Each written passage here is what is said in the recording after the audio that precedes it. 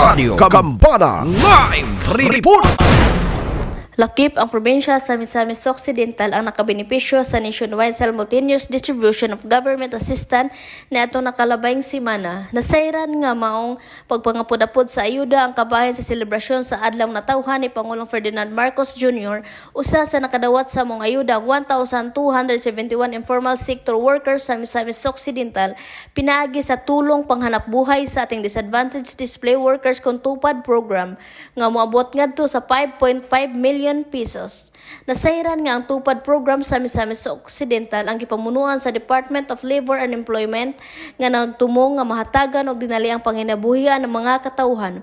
Apil usab nakabenepisyo ang mga barangay peacekeeping volunteers nga nakadawat og cash aids ilalom sa mong programa mokabat og 1,179 ang mga barangay peacekeeping action team gikan sa lungsod sa Plaridel, Jimenez, Panaon ug Aloran, Misamis Occidental nga nagkadawat og tag 5,000 nga cash assistant.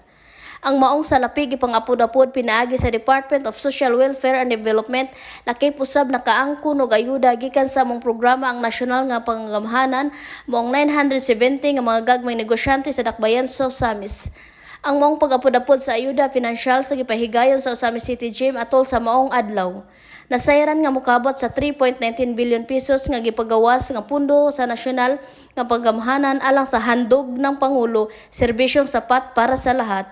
Program nga gibahin-bahin sa itito nga mga probinsya sa tibuok nasod. Alang sa DXDD Radyo Kampana, ang radyo sa simbahan, ako si D11 Rachel Echano, Danag sa Dakbayan.